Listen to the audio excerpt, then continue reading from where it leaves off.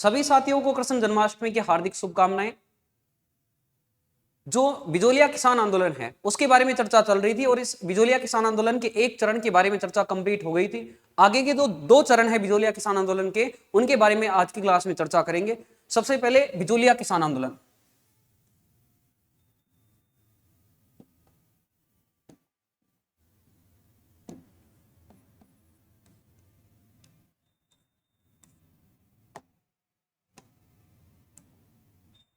बिजोलिया किसान आंदोलन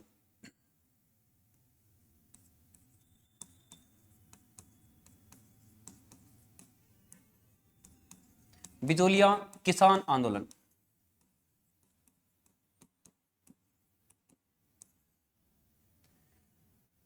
जो बिजोलिया किसान आंदोलन है इसकी शुरुआत कहां से हुई थी, कब हुई थी, इनके बारे में कल की क्लास में चर्चा की थी।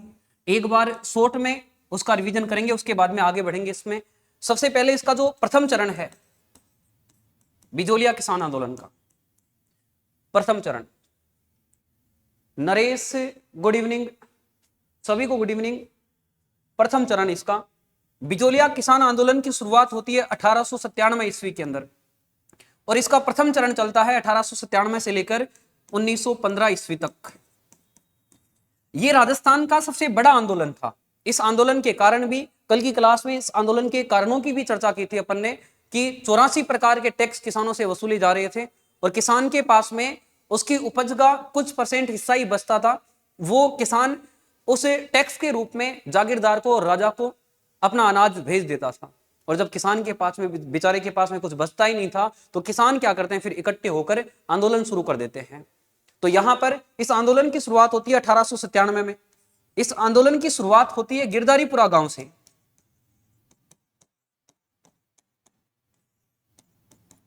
गिरधारीपुरा गांव में कल की क्लास में अपन ने चर्चा की थी कि यहां पर एक व्यक्ति के पिता का मृत्यु भोज था, गंगाराम धाकड़। इस गंगाराम धाकड़ के पिता का मृत्यु भोज था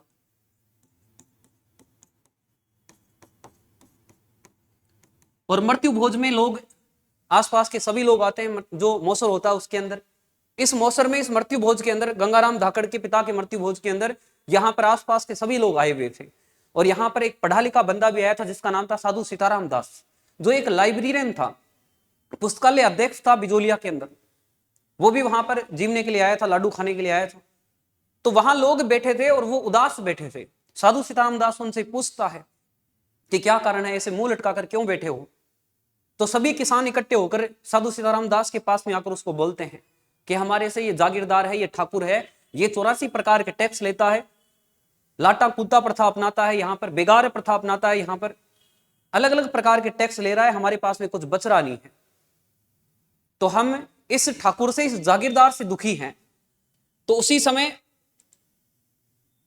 जो साधु सीताराम दास है, साधु सीताराम दास वहां पर उन किसानों को बोलता है कि दुखी होने की कोई जरूरत नहीं है, ये जो ठाकुर है, ये जागीरदार है, ये तुम्हारे से इतने प्रकार के टैक्स ले रहा है। इस बात का पता राजा के पास में नहीं है। एक काम करो, आप राजा के पास में कुछ लोगों को भेजो ताकि राजा को मालूम चले और फिर राजा इसको फटकारे, तब ये टैक्स कम करेगा। तो वहां पर फिर इसी गांव में, गिरधारीपुरा गांव में, यहां पर साधु सीताराम दास के कहने पर दो लोगों को राजा के पास में उस ठाकुर की, उस जागीरदार की शिकायत लेकर भेजा जाता है। नानजी और ठाकरे पटेल को भेजते हैं।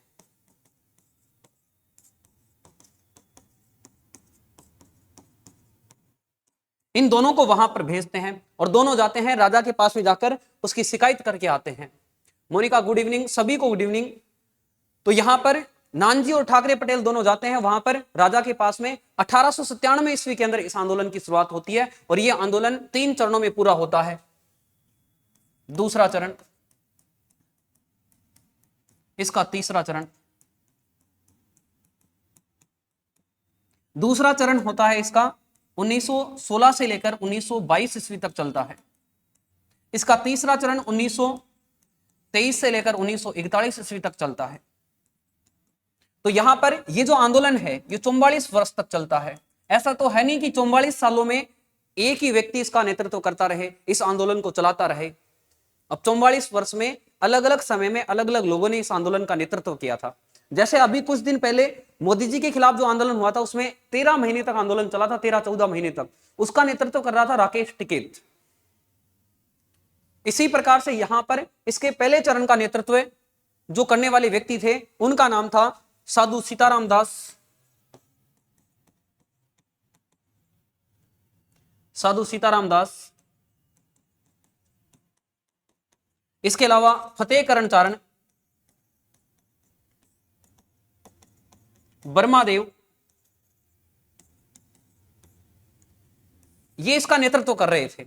ये पहला चरण था। और पहले चरण में मैंने आपको कल की क्लास में बताया था कि इस पहले चरण में अलग अलग नए नए टैक्स लागू किए थे। उस ठाकुर के द्वारा अलग अलग टैक्स लगाए गए थे। अलग अलग टैक्स कौन कौन से लगाए गए थे इनके बारे में भी मैंने आपको बताया था कल की क्लास में। जो अलग अलग टैक्स थे, जिनमें से टैक्स था एक तो चौरी कर,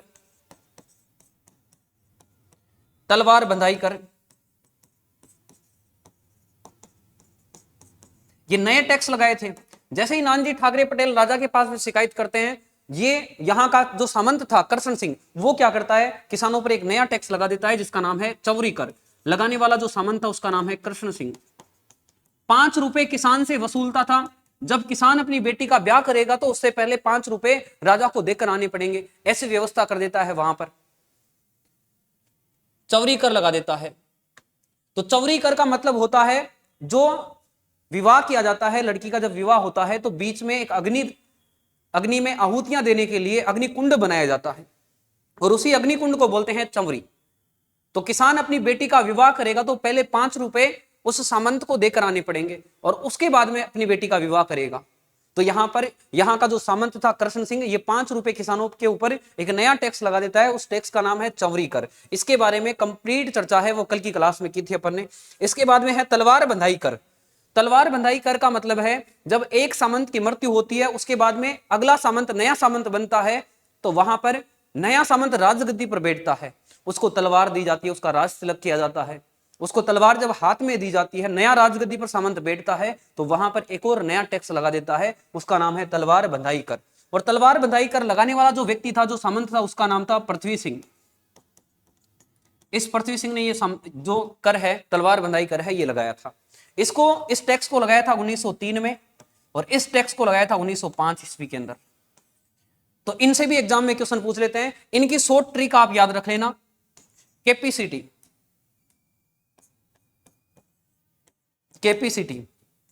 पहले सामंत था जिसका नाम था कृष्ण सिंह। इस कृष्ण सिंह ने जो टैक्स लगाया उसका नाम है चौरी कर। फिर सामंत बना पृथ्वी सिंह। इस पृथ्वी सिंह ने जो टैक्स लगाया उसका नाम है तलवार बंधाई कर। ये सामंत है पृथ्वी सिंह। तो यहां पर पहले जो टैक्स लगा था वो कृष्ण सिंह ने लगाया था, चौरी कर लगाया था। उसके बाद में अगला सामंत बना पृथ्वी सिंह। इस पृथ्वी सिंह ने अगला टैक्स लगाया जिसका नाम है तलवार बंधाई कर। तो इस प्रकार से यहां पर ये 2 टैक्स लगाए गए थे, नए टैक्स लगाए थे। 84 प्रकार के तो पहले ही वसूल रहे थे, यहां पर 2 नए और टैक्स लग जाते हैं। तो किसान दुखी होकर, पहले तो चौरी कर जब लगाया गया उस समय किसान दुखी होकर सामंत को बोलते हैं कि या तो टैक्स हटा दो। पहले के 5 रुपए 5 लाख के बराबर थे। पहले तो बोलते हैं कि इस टैक्स को हटा दो, लेकिन जब सामंत नहीं हटाता है तो वो किसान क्या करते हैं, अपनी बेटियों का विवाह करना बंद कर देते हैं और बाद में वो सामंत है उसको हटाना पड़ता है, वो हटा देता है। 1905 में टैक्स हटा देता है, लेकिन उसके बाद में 1905 में उस सामंत की फाइल सड़ जाती है, वो सामंत मारा जाता है, एक नया सामंत बनता है वहां पर। उस नए सामंत का नाम था पृथ्वी सिंह। तो पृथ्वी सिंह नया सामंत बनने के बाद में ये टैक्स तो हट जाता है 5 में, लेकिन अगला नया टैक्स लग जाता है जिसका नाम है तलवार बंधाई कर। तो ये इस बिजोलिया किसान आंदोलन का प्रथम चरण था। इस प्रथम चरण को चलाने वाले व्यक्ति थे साधु सीताराम दास, फतेहकरण चारण, बर्मादेव। इनके बारे में विस्तृत चर्चा है। इस चरण के बारे में पहले की जो क्लास है उसके अंदर की थी अपन लोगों ने। इसके बाद में आज की जो क्लास है उसमें चर्चा करेंगे बिजोलिया किसान आंदोलन के दूसरे चरण की। बिजोलिया किसान आंदोलन का जो दूसरा चरण है इसकी चर्चा करेंगे। दूसरा चरण सबसे पहले तो कब से कब तक चला था, 1916 से लेकर 1922 ईस्वी तक ये चरण चला था। अब 1922 तक, 16 से लेकर 22 तक इस आंदोलन में क्या क्या घटनाएं हुई, उन घटनाओं के बारे में इस दूसरे चरण में पढ़ा जाता है और पढ़ाया जाता है। तो यहां पर इस चरण के अंदर देखो क्या क्या घटनाएं होती है। यहां पर सबसे पहले तो इस आंदोलन का नेतृत्व पहले कर रहे थे साधु सीताराम दास। साधु सीताराम दास आंदोलन का नेतृत्व करते करते थक गए थे। उसके बाद में साधु सीताराम दास क्या करते हैं, एक नए व्यक्ति को ढूंढते हैं। एक नए व्यक्ति का नाम था विजय सिंह पथिक। वो क्या करते हैं, साधु सीताराम दास विजय सिंह पथिक को इनवाइट करते हैं। विजय सिंह पथिक को बोलते हैं कि हमारे एक आंदोलन चल रहा है, इस आंदोलन का आप नेतृत्व करो। और विजय सिंह पथिक क्या करता है, फिर इस आंदोलन की कमान संभालता है, इस आंदोलन को चलाता है। तो यहां पर इस दूसरे चरण का नेतृत्व करने वाला जो व्यक्ति था उसका नाम था विजय सिंह पथिक। विजय सिंह पथिक देखो, सबसे पहले तो उसको अजमेर के पास में स्थान है टोडगढ़, उस टोडगढ़ के अंदर जेल बनी हुई है। यहां पर अजमेर के पास में इस जगह पर टोडगढ़ जेल है।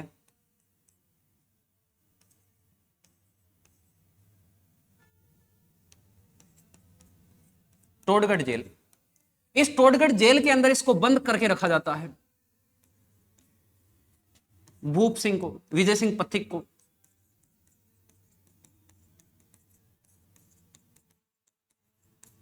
विजय सिंह पथिक एक क्रांतिकारी बंदा था, क्रांतिकारी व्यक्ति था। तो विजय सिंह पथिक को जब क्रांतिकारी ये गतिविधियां करता है, अंग्रेजों के खिलाफ आवाज उठाता है, तो विजय सिंह पथिक को गिरफ्तार कर लिया जाता है और गिरफ्तार करके इस टोडगढ़ जेल में रखा जाता है। इस जेल में इसको बंद कर दिया जाता है।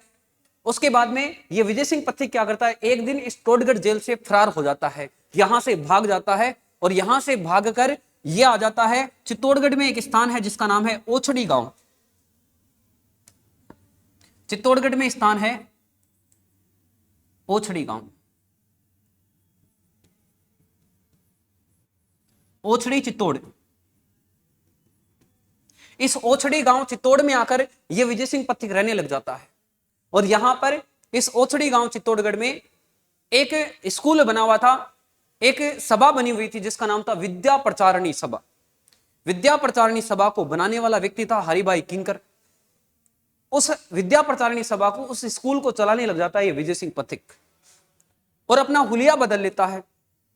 इसका जो पहले का हुलिया था वो बदल लेता है क्योंकि भाग कर आया था जेल से। यदि इसको इस ओसड़ी गांव के अंदर विद्या प्रचारणी सभा के अंदर यहां पर लोग देख लेते तो इसको बता देते कि वो जो जेल से भाग कर आया था वो यहां पर रहता है।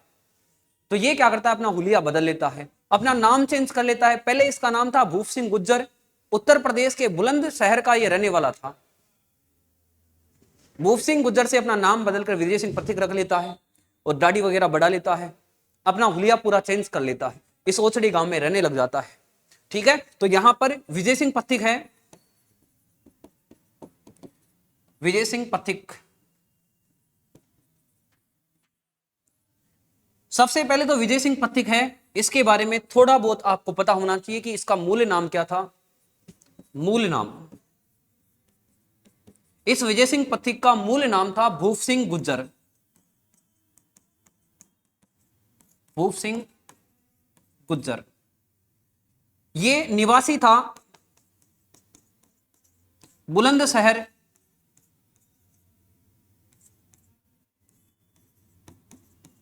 यूपी का। बुलंदशहर उत्तर प्रदेश का यह निवासी था। और यह विजय सिंह पथिक भूप सिंह गुज्जर के नाम से इसको टोडगढ़ जेल में रखा जाता है अजमेर के पास में, लेकिन यहां से ये फरार हो जाता है और यहां से फरार होकर फिर ये चला जाता है चित्तौड़गढ़ के ओछड़ी गांव में और वहां पर जाकर विद्या प्रचारणी सभा चलाने लग जाता है।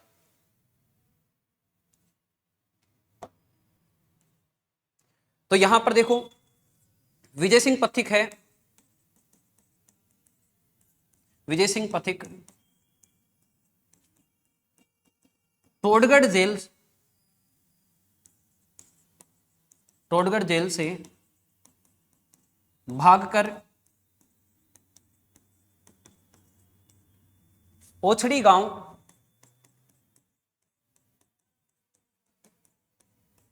चित्तौड़ में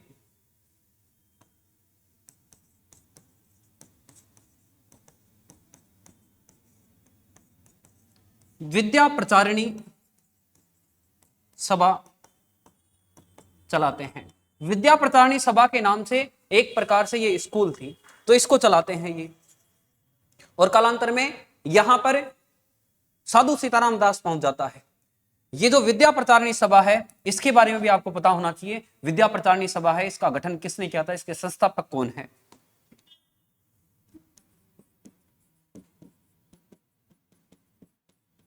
विद्या प्रचारिणी सभा, इसका संस्थापक हरिभाई किंकर।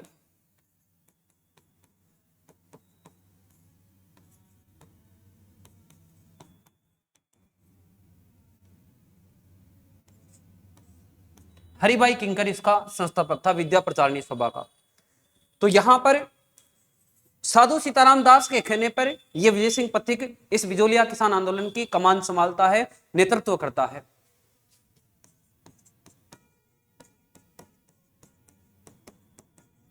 साधु सीताराम दास के कहने पर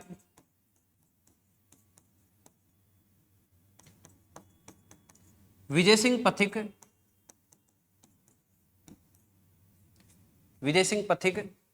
1916 ईस्वी में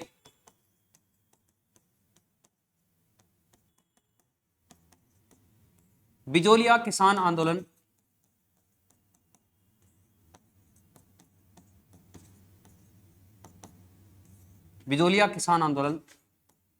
का नेतृत्व करते हैं। बिजोलिया किसान आंदोलन का ये नेतृत्व करते हैं यहां पर। तो एग्जाम में क्वेश्चन पूछते हैं कि विजय सिंह पथिक ने बिजोलिया किसान आंदोलन का नेतृत्व प्रारंभ कब किया? तो बिजोलिया किसान आंदोलन का नेतृत्व विजय सिंह पथिक ने 1916 में प्रारंभ किया था। 1916 के अंदर विजय सिंह पथिक बिजोलिया किसान आंदोलन से जुड़ते हैं। और ये जो विजय सिंह पथिक है, इनका मूल नाम भूप सिंह गुर्जर था। बुलंदशहर उत्तर प्रदेश के निवासी थे। पहले टोडगढ़ जेल में बंद था। ये क्रांतिकारी व्यक्ति था, अंग्रेजों के खिलाफ क्रांति कर रहा था। ये अंग्रेज इसको गिरफ्तार करके टोडगढ़ जेल में रखते हैं। यहां से एक दिन फरार होकर आ जाता है ये ओछड़ी गांव चित्तौड़ में, और वहां पर विद्या प्रचारिणी सभा चलाने लग जाता है। विद्या प्रचारिणी सभा के संस्थापक थे हरिभाई किंकर।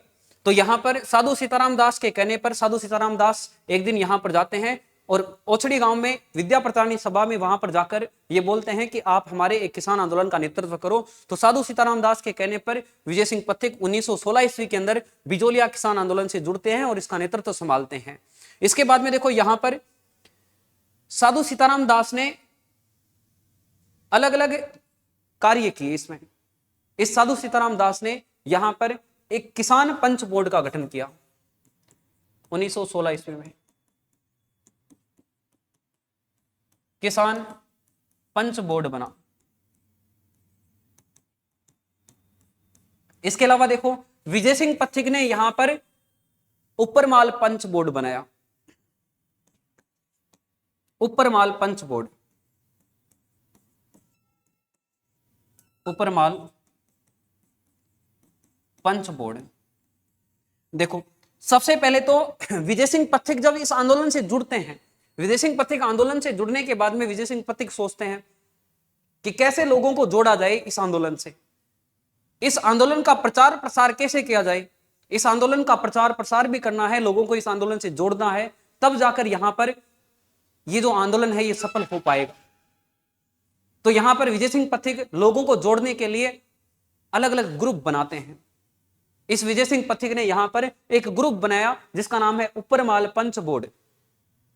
इसमें इस उपरमाल पंच बोर्ड का गठन किया विजय सिंह पथिक ने 1917 ईस्वी के अंदर।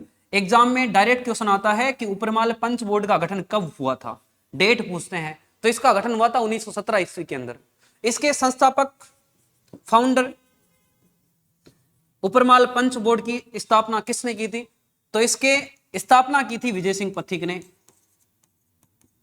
विजय सिंह पथिक ने इसका अध्यक्ष बनाया एक व्यक्ति था जिसका नाम था मन्ना पटेल। अध्यक्ष मन्ना पटेल, वहां का पटेल था, ये गांव का पटेल था। तो इस पटेल को, मन्ना पटेल को क्या करते हैं विजय सिंह पथिक इस ग्रुप का अध्यक्ष बना देते हैं कि मन्ना पटेल जी, ये उपरमाल पंच बोर्ड है, ये ग्रुप है, इस ग्रुप को आप संभालोगे, इस ग्रुप में आप लोगों को जोड़ोगे, इस आंदोलन में लोगों को आप जोड़ोगे और जितने भी लोग हैं उनको जागरूक करोगे। तो यहां पर उपरमाल पंच बोर्ड विजय सिंह पथिक ने गठन किया, इसका 1917 में गठन किया और मन्ना पटेल को इसका अध्यक्ष बनाया। ये जो उपरमाल पंच बोर्ड है इसके बारे में एग्जाम में क्वेश्चन पूछते हैं कि इसका गठन कब हुआ था। इसका गठन हुआ था हरियाली अमावस्या के दिन, बेरीसाल गांव के अंदर इसका गठन हुआ था। तो ये पॉइंट भी एग्जाम में क्वेश्चन पूछ लेते हैं कई बार कि इसका गठन कब हुआ था। उपरमाल पंच बोर्ड का गठन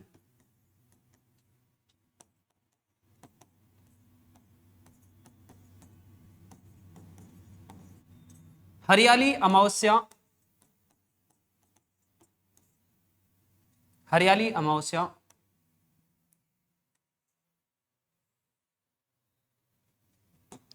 हरियाली अमावस्या को बेरीसाल गांव में इसका गठन हुआ।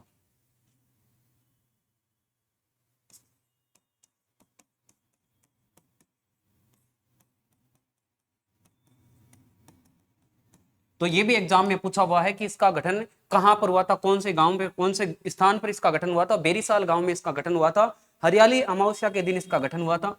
तिथि भी आपको याद रखनी है।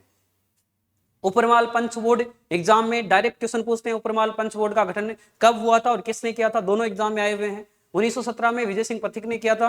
इसका अध्यक्ष इसको बनाया था, मन्ना पटेल को इसका अध्यक्ष बनाया था। इसके अलावा बेरीसाल गांव में इसका गठन किया था, हरियाली अमावस्या के दिन इसका गठन किया था। इसके अलावा इस आंदोलन को विजय सिंह पथिक ने बढ़ाने के लिए, लोगों में प्रचार प्रसार करने के लिए अलग अलग पर्चे प्रकाशित करवाए। जैसे वर्तमान में किसी कोचिंग का, स्कूल का पंपलेट छपवाते हैं और उसको बांट देते हैं लोगों के अंदर, लोगों के पास में भेज देते हैं ताकि उस स्कूल का, उस संस्थान का प्रचार प्रसार हो जाए। इसी प्रकार से इस विजय सिंह पथिक ने बिजोलिया किसान आंदोलन का प्रचार प्रसार करने के लिए यहां पर पर्चा प्रकाशित करवाया जिसका नाम है उपरमाल का डंका। इस विजय सिंह पथिक ने पर्चा प्रकाशित करवाया। विजय सिंह पथिक ने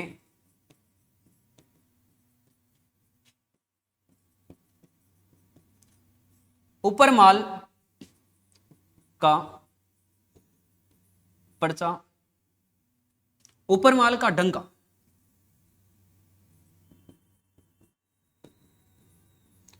पर्चा प्रकाशित करवाया।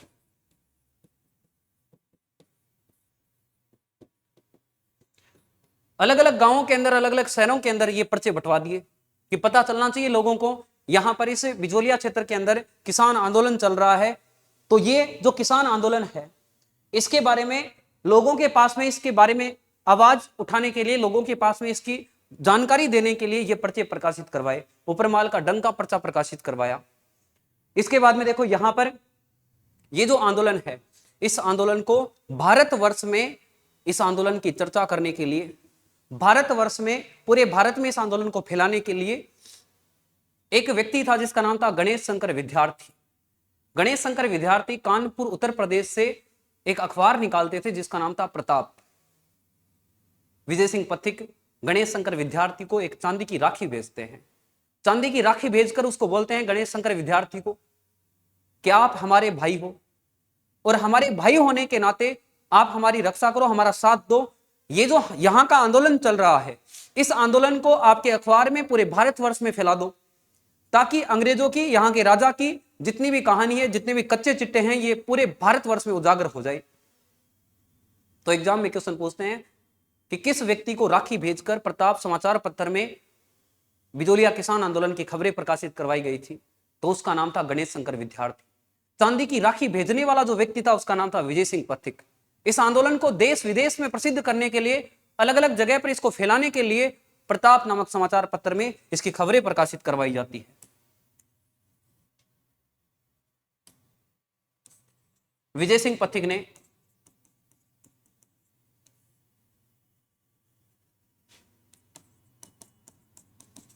विजय सिंह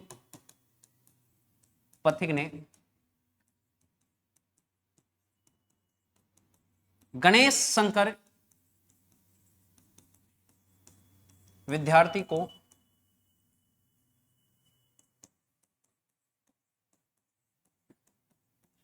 चांदी की राखी भेजकर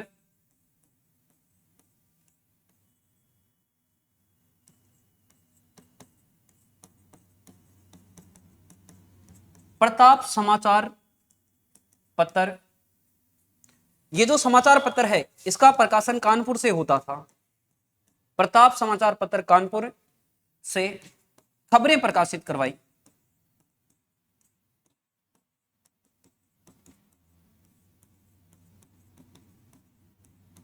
खबरें प्रकाशित करवाते हैं। और अपने भारत के अंदर एग्जाम में क्वेश्चन पूछते हैं कि किस समाचार पत्र के माध्यम से बिजोलिया किसान आंदोलन को पूरे भारतवर्ष में फैलाया गया था, तो वो समाचार पत्र है प्रताप समाचार पत्र। इसको प्रकाशित करने वाला, इसको छापने वाला जो व्यक्ति था, जो बंदा था, उसका नाम था गणेश शंकर विद्यार्थी। और इसको बोलकर इस समाचार पत्र में खबरें प्रकाशित करने के लिए किसने कहा था? ये विजय सिंह पथिक ने कहा था, चांदी की राखी बेचकर कहा था कि तुम हमारे भाई हो, हमारा साथ दो, ये जो यहां पर आंदोलन चल रहा है इसको देश विदेश में प्रसिद्ध करो।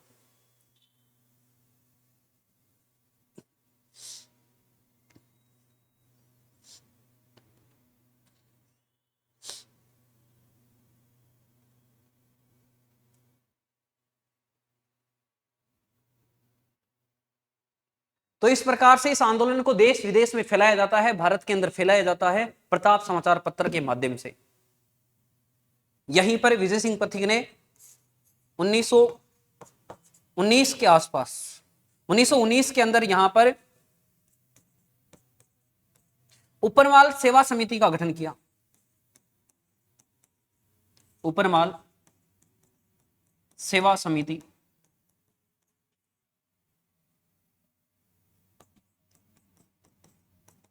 विजय सिंह पथिक ने किया।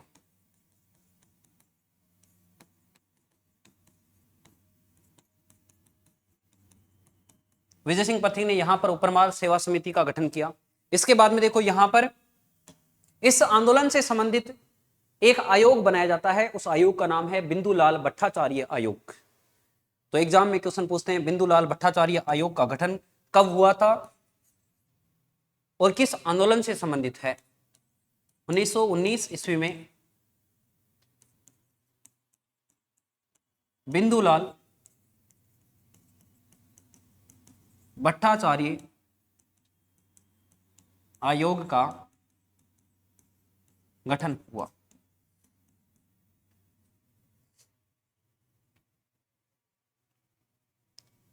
बिंदुलाल भट्टाचार्य आयोग बनता है। और ये जो बिंदुलाल भट्टाचार्य आयोग है, इस बिंदुलाल भट्टाचार्य आयोग के सदस्य बनाए जाते हैं दो व्यक्तियों को सदस्य।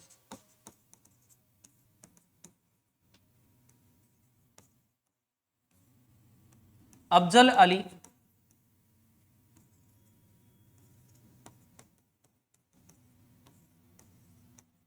अमर सिंह बेदला, इन दो लोगों को यहां पर इस बिंदुलाल भट्टाचार्य आयोग के सदस्य बनाए जाते हैं।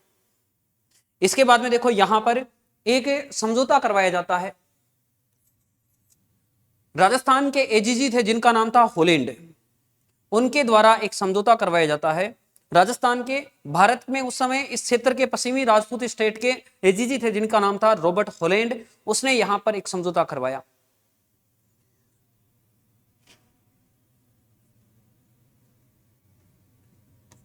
उन्नीस 1922 ईस्वी में एजीजी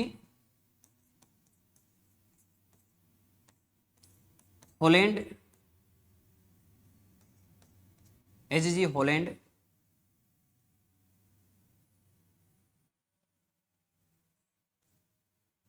प्रभाष चंद्र चटर्जी,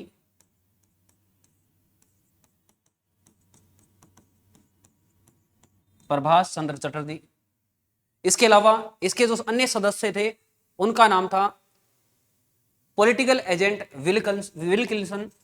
मेवाड़ का पॉलिटिकल एजेंट था ये, पीए मेवाड़ विल्किंस। राम नारायण चौधरी,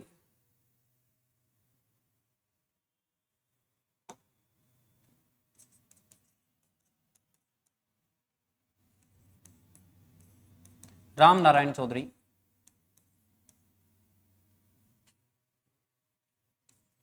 के मध्य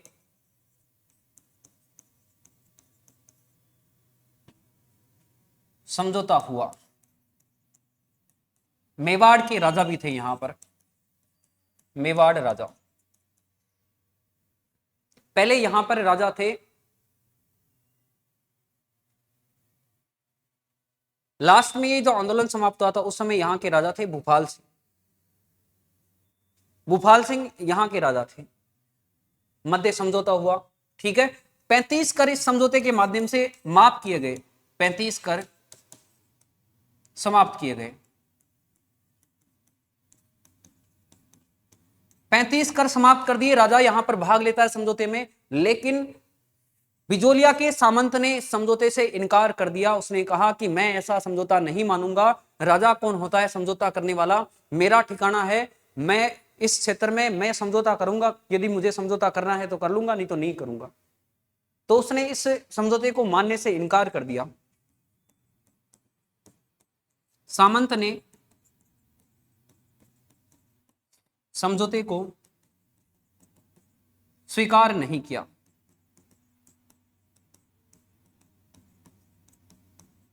स्वीकार नहीं किया। सामंत मना कर देता है कि मैं ऐसा समझौता नहीं करूंगा। उसने मना कर दिया यहां पर समझौता करने से। इसके बाद में देखो यहां पर अगला चरण इसका, इस बिजोलिया किसान आंदोलन का अगला चरण होता है जो 1923 से लेकर 41 तक चलता है।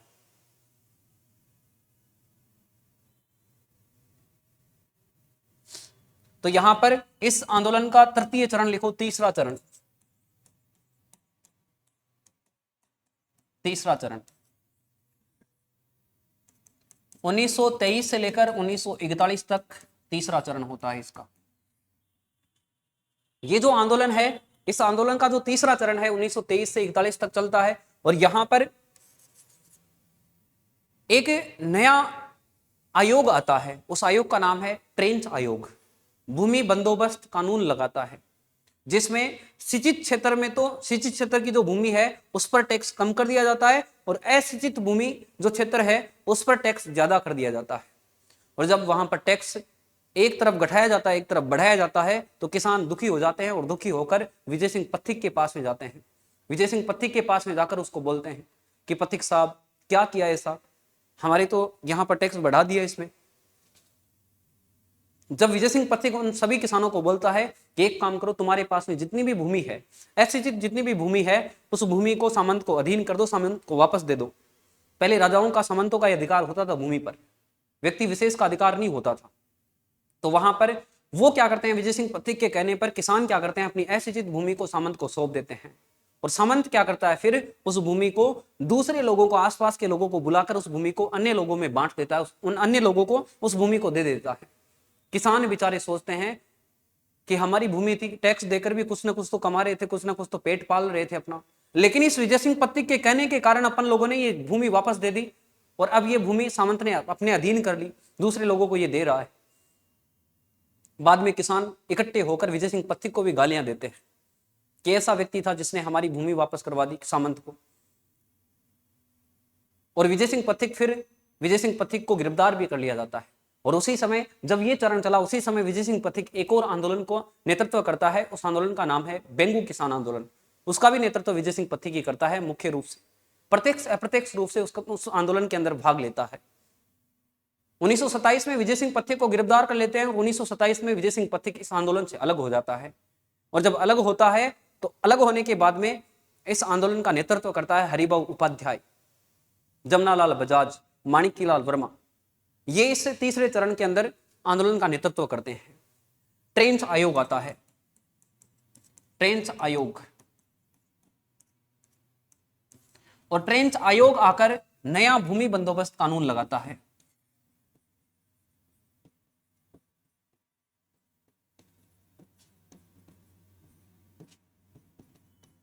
नया भूमि बंदोबस्त कानून लगाता है। और इसमें सिंचित भूमि, असिंचित भूमि,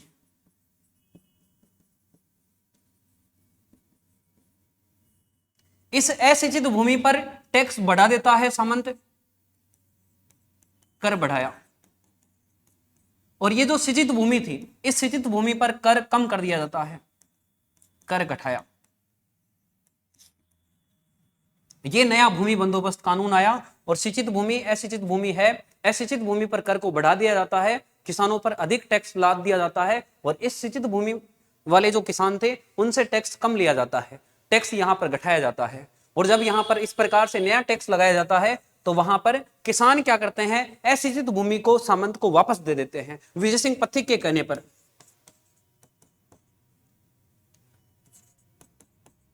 विजय सिंह पथिक के कहने पर किसानों ने असिंचित भूमि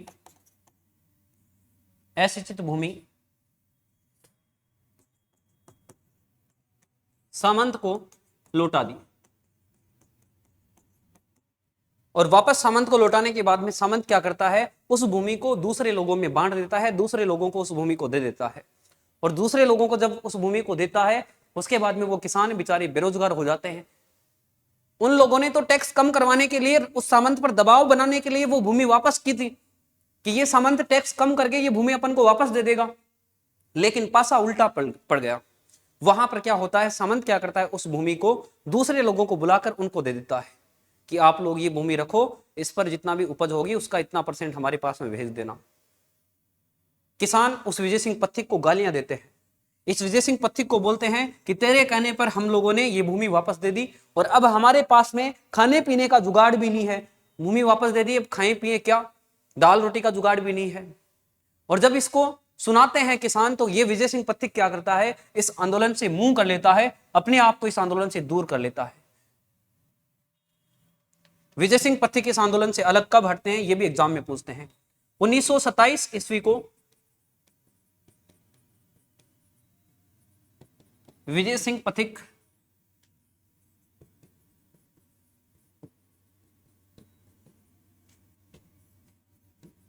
आंदोलन से अलग होते हैं, आंदोलन से अलग हो जाते हैं और अलग होकर यहां पर इस आंदोलन का नेतृत्व संभालते हैं हरिबाबू उपाध्याय और जमनालाल बजाज। ये तीसरे चरण की महत्वपूर्ण घटना है और लास्ट में 1941 में इस आंदोलन में यह आंदोलन समाप्त हो जाता है, समझौता हो जाता है और वहां पर सामंत है वो टैक्स कम कर देता है। हरिबाबू उपाध्याय व जमनालाल बजाज, ये वही बजाज है जो गांधी जी के 5वें पुत्र थे। गांधी जी के 4 पुत्र थे और ये 5वां पुत्र था। गांधी जी को ये इकोनॉमिक सपोर्ट करता था, आर्थिक मदद यही देता था। गांधी जी को पैसे टके की जब भी जरूरत होती थी, जमनालाल बजाज देता था। वह माणिक्यलाल वर्मा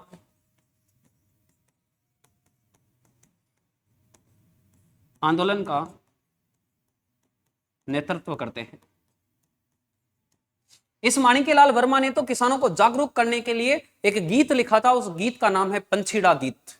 यह भी एग्जाम में पूछा हुआ है कि माणिक्यलाल वर्मा ने किसानों को जागरूक करने के लिए कौन सा गीत लिखा, उस गीत का नाम है पंछीड़ा गीत। स्टार लगाकर इसको याद रखना। माणिक्यलाल वर्मा ने किसानों को जागरूक करने के लिए पंछीड़ा गीत लिखा। पंछीड़ा गीत लिखा।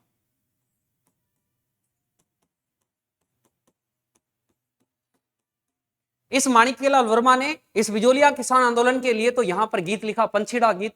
और इसी माणिक्यलाल वर्मा ने जब बूंदी किसान आंदोलन में भाग लिया था, बूंदी किसान आंदोलन के बारे में इसको पता चला था, तो उस आंदोलन के लिए, उस बूंदी बरड़ किसान आंदोलन के लिए, वहां के लोगों को जागरूक करने के लिए, वहां पर जो व्यक्ति था नेतृत्व करने वाला, उसकी मृत्यु होने के बाद में उसको वापस याद करने के लिए वहां पर अर्जी गीत लिखा था।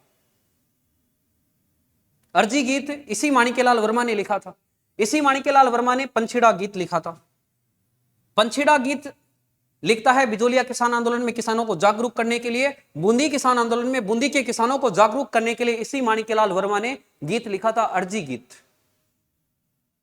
जो वहां पर वहां के जो नेता थे, उनके मरने के बाद में उनको वहां पर वापस, वहां के जो किसान थे वो अर्जी लगा रहे थे कि आप वापस आ जाओ, आपकी जरूरत है, यहां पर इस आंदोलन का नेतृत्व करो। तो वहां पर अर्जी गीत लिखा था, यहां पर पंछीड़ा गीत लिखा था। इसके बाद में देखो यहां पर समझौता होता है।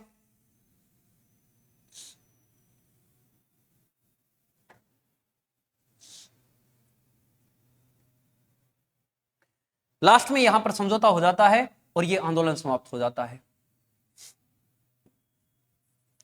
1941 ईस्वी में 1941 ईस्वी में टी राघवाचारी वह राजस्व मंत्री था, ये मेवाड़ का राजस्व मंत्री मोहन सिंह मेहता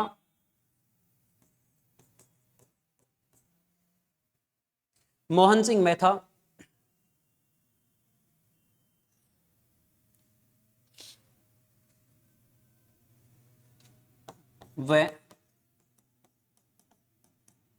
किसानों के मध्य समझौता हुआ। यहां पर समझौता हो जाता है और जो असिंचित भूमि उस सामंत ने जब्त कर ली थी, दूसरे किसानों को उसने बांट दी थी, वो जमीन वापस किसानों को दे देता है सामंत, और यहां पर 35 कर समाप्त कर देता है और समझौता हो जाता है। यहां पर 1941 में यह किसान आंदोलन समाप्त होता है। तो यहां पर यह समझौता होने के बाद में यह आंदोलन समाप्त हो जाता है। 1941 में यह किसान आंदोलन समाप्त हुआ।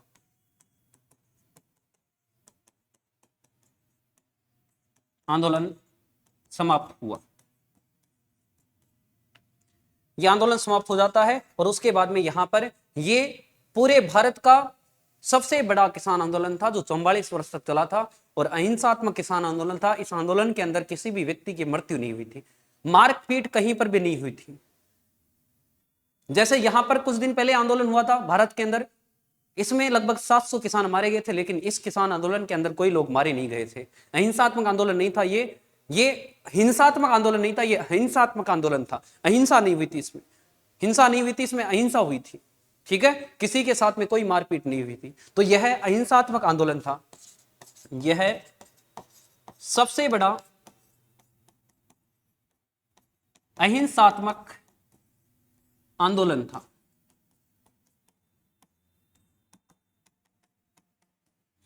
अहिंसात्मक आंदोलन था। इसके अलावा देखो इस आंदोलन के बारे में 2-3 पॉइंट और है, उनको भी आप याद रखना।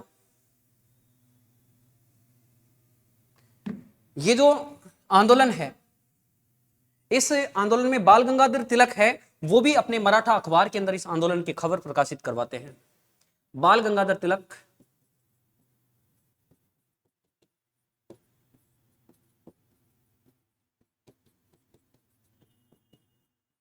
मराठा अखबार में इस आंदोलन की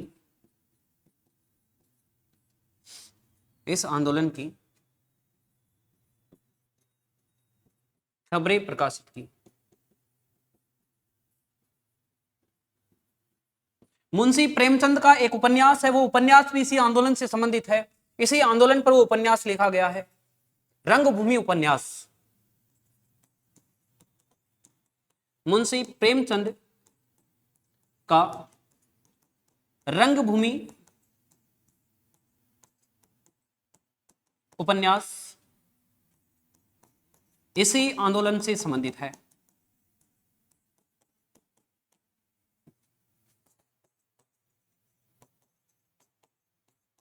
इसी आंदोलन से संबंधित है मुंशी प्रेमचंद का रंगभूमि उपन्यास। तो ये बिजोलिया किसान आंदोलन, इसके 3 चरण, ये कंप्लीट किसान आंदोलन है। इसमें धाकड़ जाति के जाट किसानों ने सर्वाधिक भाग लिया था और ये आंदोलन 1941 तक चला था। 1893 ईस्वी से लेकर 1941 तक ये आंदोलन चला था। 44 सालों तक आंदोलन चला था और अलग अलग समय में अलग अलग लोगों ने इस आंदोलन को लीड किया था, नेतृत्व किया था। सबसे लंबा किसान आंदोलन है ये।